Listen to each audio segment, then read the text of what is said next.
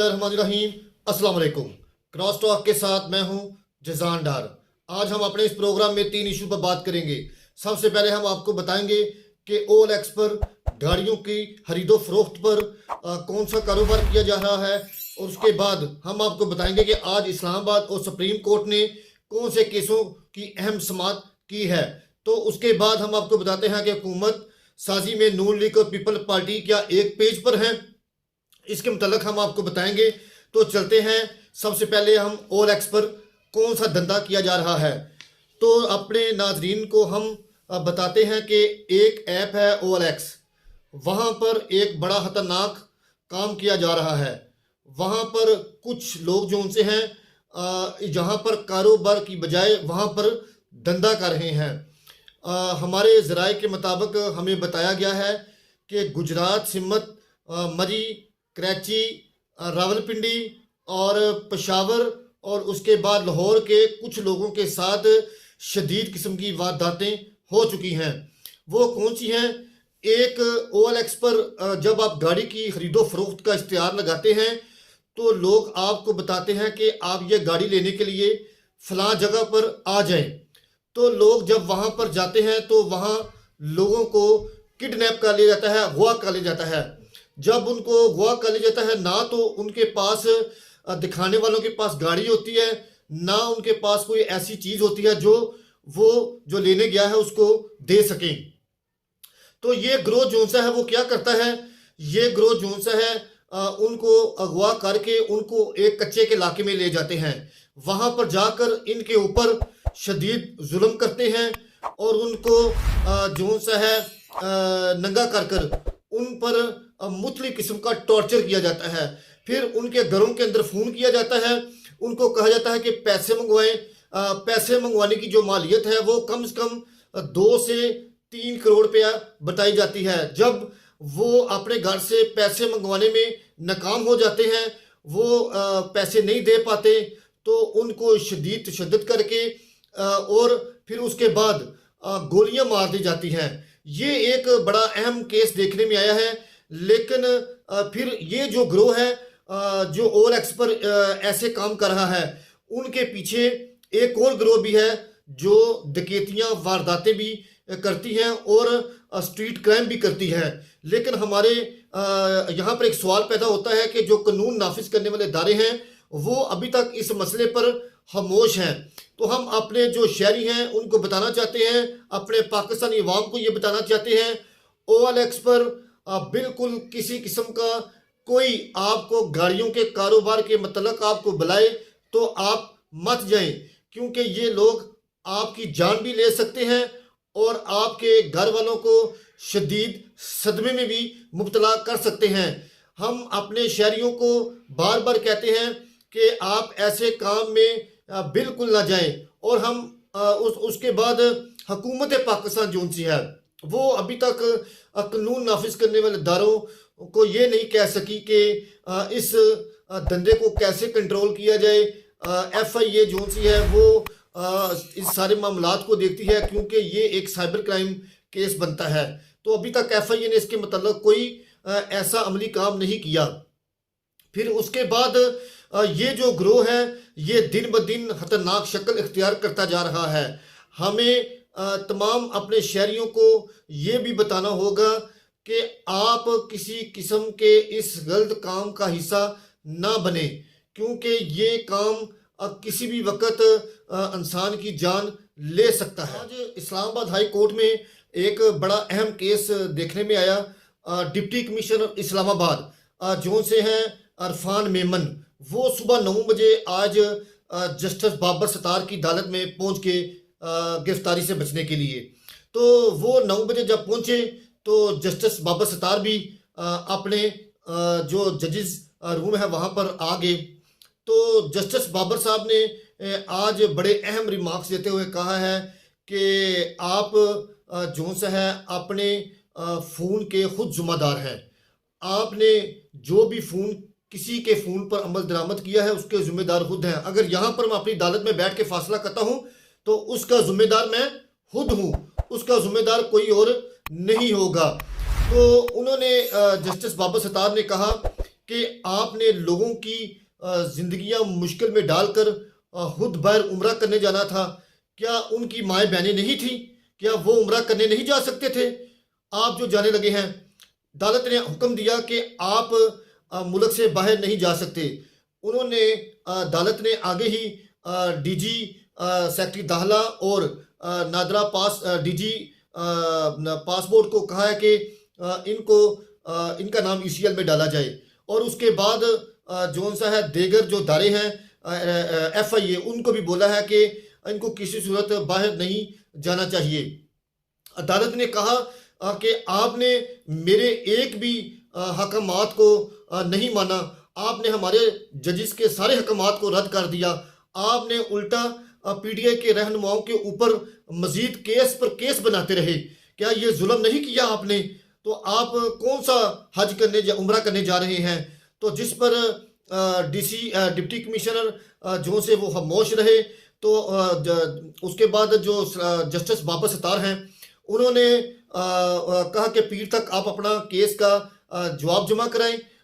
उसके बाद फिर एक हफ्ते के अंदर हम आपकी इस फैसला सुनाएंगे, केस का फैसला सुनाएंगे, आपको सजा देनी है, क्या करना है। हमें जो बज़ाहिर लगता है कि जस्टिस स्टार जोन से हैं, वो सख्त गुस्से में नजर आए और उन्होंने इजहार बर्मी का इजहार भी किया अपना डिप्टी कमिश्नर और इरफान मेमन के साथ। और उसके बाद अगर ये सज़ा डिप्टी कमिश्नर को होती है तो ये सज़ा डिप्टी कमिश्नर के कैरियर के ऊपर एक बहुत बड़ा खतरा होगा।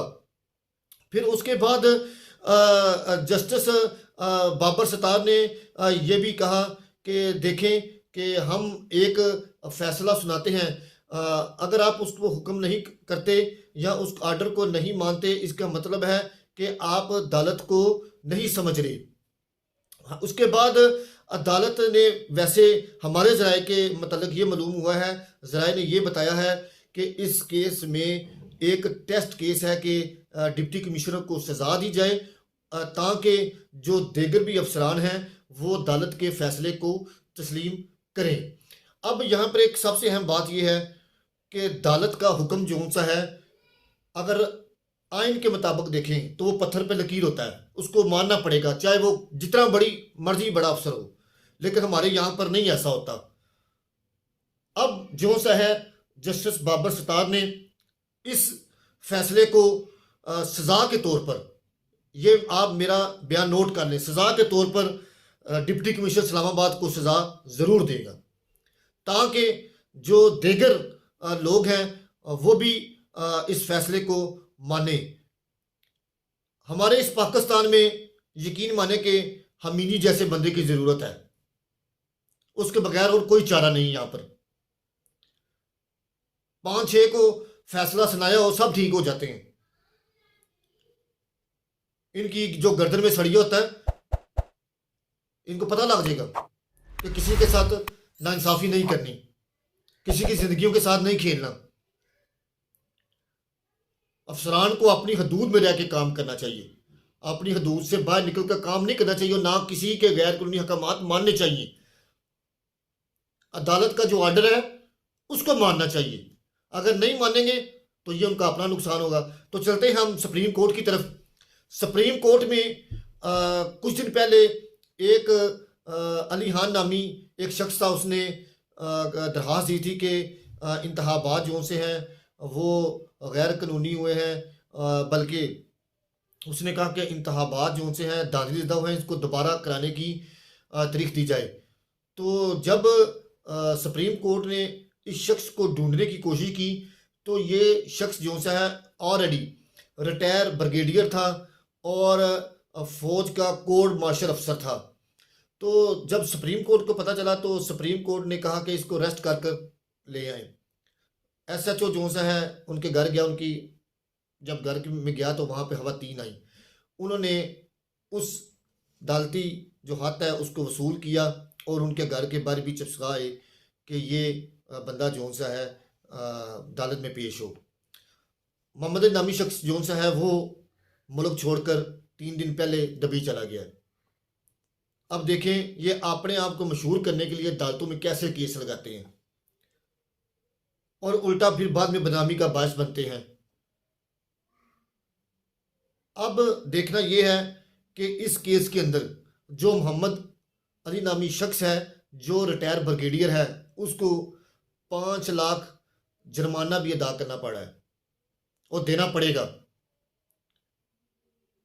अब उसके बाद फिर चलते हैं वहाँ पर बसरा साहब, एक पीटीआई के एमएनए मुंतखब हुए हैं, शौकत बसरा साहब, वो रोस्टर पर आते हैं। चीफ जस्टिस उनके साथ साथ शदीद बरमी का इजहार भी करते हैं, लेकिन वो बाज नहीं आते। सुप्रीम कोर्ट ने कहा आप कौन हैं? कहते हैं मैं एक एमएनए हूँ। उन्हें क्या क्या करें आप एमएनए? तो फिर कहा कि आपने काला कोट क्यों पहना है? उन्होंने कहा मैं हाई कोर्ट का वकील हूँ। तो भाई आप हाई कोर्ट के वकील हैं, आपको अदालत ने बुलाया नहीं, तो आप उधर क्या करने लेने गए हैं? और चीफ जस्टिस साहब आपको फूलों का हार पहनाते। फिर सुप्रीम कोर्ट के जो जस्टिस हैं, अपना चीफ जस्टिस हैं, उन्होंने बार के सदर को बुलाया। उन्होंने कहा कि आप इस शख्स को समझाएं, ये बाहर जाकर मीडिया पर कोई अगर ऐसी बात की तो हम इसके खिलाफ केस करेंगे। उन्होंने कहा कि मैं गारंटी देता हूं ये बाहर मीडिया में जाकर कोई बात नहीं करेंगे। भाई केस किसी का होता है, आप वहां पर क्या करने चले जाते हैं? अब उस शख्स को पता था कि मैं सिर्फ मशहूर होने के लिए ये केस लगा रहा हूं। अब उसकी मजीद समाज वंशी या पीर तक मुलतवी कर दी गई है। ऐसे बिल्कुल मशहूर होने के लिए अदालतों में केस ना लगाया करें, इसका उल्टा नुकसान बंदे को होता है। और फिर बाद में आप चीहो पकार करते हैं, दूसरे लोगों की तरफ दौड़ते हैं, सिफारिशें करते हैं कि हमें बचाया जाए। ऐसा हर किसी ना किया जाए। फिर उसके बाद आज सुप्रीम कोर्ट में एक और अहम केस की भी समाअत हुई। कुछ जो जज हजरात हैं जो इस्तीफा दे के चले गए हैं, उनके मतलब हुई। उनके इस्तीफे तो आ गए हैं, लेकिन उनका केस जो सा है सुप्रीम जुडिशल काउंसिल में भेज दिया गया है। और वो जो रिटायर चले गए हैं, अदालत ने कहा कि वो सुप्रीम कोर्ट के ऊपर असरअंदाज नहीं होंगे। वो क्यों नहीं होंगे? वो इसलिए नहीं होंगे कि वो किसी वजह से छोड़ के गए हैं अदालत को। उनको पता था कि उन्होंने क्या करतूत किए हुए। और अदालत कभी भी ऐसी चीज़ का मतअम्मल नहीं है कि उनके पीछे अदालती काम रुकावट को डालकर बंद करके बैठ जाए। ऐसे नहीं हो सकता। आइंदा चंद दिनों में सुप्रीम कोर्ट में जो सीनियर जजेस हैं बलूचिस्तान से, उनको तैनात भी कर दिया जाएगा। हमारे मुल्क में अदलिया का जो सतून है उसके वकार को बुलंद रखा जाए, कमज़ोर ना किया जाए। और सबसे एक अहम बात, अदलिया जोन से है वो किसी भी पार्टी के लिए पार्टीबाजी बन के फैसले ना करे, बल्कि कानून को देख के फैसले करे। अगर कानून को देख के फैसले करेंगे तो हमारा मुल्क मजबूत होगा, हमारा आइन मजबूत होगा, हमारी अदलिया मजबूत होगी और हमारी अवाम मजबूत होगी। और अवाम को पता चल जाएगा कि अदालत अब सख्त फैसले करने लग गई है। अगर ऐसा नहीं होगा तो फिर इन चीज़ों का, इस कानून का, इस आइन का किसी का कोई फ़ायदा नहीं है। फिर जैसे मुल्क चल रहा है वैसे ही चलने दे। आगे मुल्क अल्लाह ताला पता नहीं हमारा कैसे चला रहा है, या वो जानता है, बेहतर जानता है दिलों के हालात, वरना हमारा ऐसा कोई काम नहीं है जो मुल्क चला सके। तो अब चलते हैं हुकूमत साजी की तरफ। नून लीग और पीपल पार्टी ने एक पेज पर इकट्ठे होने का फैसला कर तो लिया है और दोनों पार्टियों का मनाजरा भी हो गया है और बंद कमरे के अंदर फैसले भी कर लिए हैं, ओहदे भी बांट लिए हैं, सारा कुछ कर लिया है। पता नहीं हमारे मुल्क में ये कैसी सियासत चल रही है कि हम बंद कमरों में फैसले कर रहे हैं और ओहदे भी बांट लिए गए हैं। और हमारे ज़राए के मुताबिक ये बताया गया है कि ये हुकूमत ज़्यादा देर नहीं चल सकती। हालात मुल्क के बहुत बुरे हैं, हर इदारा करप्ट हो चुका है। मुल्क के अंदर जो तिजोरी है वो बिल्कुल खाली पड़ी हुई है। पीपल पार्टी देखें कैसी गेम खेल रही है। पीपल पार्टी ने आईनी ओहदे ले लिए हैं और वफाक में वजारतें नहीं ली। सदर कहते हैं हमने लेना है, चेयरमैन सेनेट कहते हैं हमने लेना है, गवर्नरशिप कहते हैं हमने लेनी है। वो कहते हैं कोई गलत काम ऐसा नहीं करेंगे कि जिस पर हमारी तरफ उंगली उठाई जाए। हमारे ज़राए के मुताबिक पीपल पार्टी ने ये ठान ली है कि नून लीग को ख़त्म कैसे करना है। तो नून लीग ये हुकूमत लेकर अपने अंदर आखिरी कील ठोक रही है। पीपल पार्टी जो सी है, उन्होंने सदर, चेयरमैन सेनेट, उसके बाद गवर्नर पंजाब और उसके बाद बलूचिस्तान के अंदर भी अपने गवर्नर के लिए जो सी है वो गेम खेलना शुरू कर दी है। लेकिन नून लीग जो सी है वो इक़्तिदार के मज़े लेने के लिए वो पता नहीं कहाँ गुम हो गई है और अपना कैरियर तबाह कर रही है। फिर उसके बाद जो वजारतें बांटी गई हैं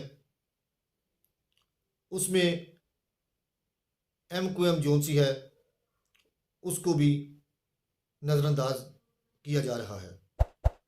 लेकिन उसकी वजह क्या है? पीपल पार्टी MQM को साथ मिलाने के लिए राज़ी नहीं है। MQM कह रही है कि गवर्नर हमारा हो और 4 से 5 वजारतें हमें दी जाएं। अगर MQM को दी जाए तो पीपल पार्टी की तो सियासत खत्म हो जाती है। तो पीपल्स पार्टी जो सी है वो किसी सूरत MQM को ये चीज़ लेने में कामयाब नज़र नहीं आती। लेकिन नून लीग जो सी है वो बज़िद है कि MQM को ये सीटें दी जाएं, वजारतें दी जाएं। और फिर उसके बाद गवर्नर के लिए 2 नाम, 3 नाम दिए बल्कि, लेकिन हमारे ज़राए के मुताबिक कमर ज़मान कायरा जो से हैं वो फेवरेट है गवर्नर पंजाब के लिए। लेकिन जरदारी साहब के जो करीबी दोस्त हैं मखदूम अहमद साहब, वो भी गवर्नर बन सकते हैं, लेकिन कमर ज़मान अभी तक फेवरेट है। नून लीग ने मौलाना फजल मान ग्रुप को ऑफ़र किया है कि आप बलूचिस्तान में अपना गवर्नर लेना चाहते हैं ले लें, वज़ीर आला लीडरशिप लेना चाहते हैं ले लें। उन्होंने ठुकरा दी है नून लीग की बात को। उन्होंने कहा हम अपोजिशन में बैठेंगे, हम हुकूमत का साथ किसी सूरत नहीं देंगे। उनको पता है कि ये हुकूमत नहीं चल सकती, ये 2 पार्टियां हुकूमत नहीं चला सकती, 3 बड़ा मुश्किल है। शहबाज शरीफ अगर वज़ीर बनते हैं तो वो दोनों के लिए तैयार रहें। उन्होंने पैसे इकट्ठे करने जाने हैं बाहर के मुल्कों में, मुल्क को स्टेबल करने के लिए, मुआशी हालात बेहतर करने के लिए। सबसे पहले चीन का दौरा करेंगे, फिर सऊदी अरब जाएंगे, उम्रा करेंगे, हज करेंगे, फिर ये उसके बाद कतर जाएंगे, UAE जाएंगे, छोटे छोटे मुल्कों में जाएंगे पैसे इकट्ठे करने के लिए कि हमारा मुल्क खाली पड़ा हुआ है, हमें कुछ दें, अगर ना किया तो हम डिफ़ॉल्ट में चले जाएंगे। IMF से भी अपील करेंगे। IMF आगे ही पाकिस्तान में अपनी मुश्किलात का इजहार कर चुका है, तो वो इनको कैसे फ़ंड देगा?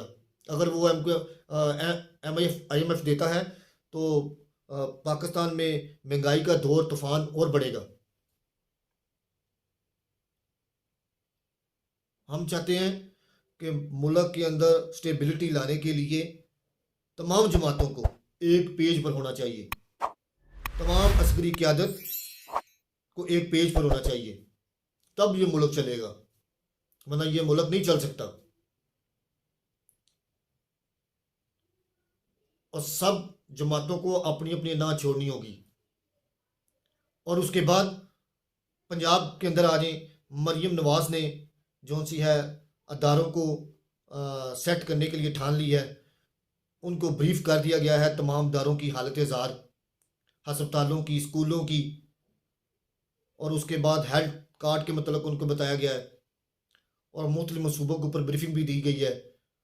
उन्होंने कहा कि इंशाल्लाह मैं अपना ये ओहदा संभाल कर इस काम को पाया तकमील तक पहुंचाऊंगी। हमारी दुआ है यार ये काम पाया तकमील तक पहुंचे जाएं, मुल्क चलना चाहिए, टांगे नहीं खींचनी चाहिए। फिर उसके बाद अगर देखा जाए तो हुकूमत साजी के अंदर पीपल पार्टी और नून लीग को अपने दूसरे इत्तेहादियों को भी साथ लेकर जाना पड़ेगा। अगर नहीं लेकर जाते तो पीटीआई असम्बली में इन सारी जमातों का जीना हराम कर देगी। इनको नहीं चलने देंगे, आप देख लीजिएगा। हमारा मुल्क चलना चाहिए, पीटीआई को भी चाहिए कि वो मुल्क को चलने दें। और उसके बाद तमाम जमातों को ये भी ठान लेनी चाहिए कि जो कैदी हैं, कुछ भी जमात का हो, उसको बाहर निकालें। ये काम बंद होना चाहिए, तब मुल्क चलेगा आपका। अगर नहीं चलाना तो ये फैसला कर लें आप। अब ये हुकूमत साजी के अंदर बड़ी कपायतें नजर आ रही हैं। वो क्या है? पीपल पार्टी अभी थोड़ी डामाडोल काम कर रही है। तो हमें अपने मुल्क के बारे में सबसे पहले सोचना होगा। सबसे पहले पाकिस्तान है, फिर उसके बाद पार्टी है, फिर उसके बाद जो कुछ मर्जी हो। सबसे पहले पाकिस्तान है, पाकिस्तान के बारे में सोचना होगा हमें। बहुत शुक्रिया।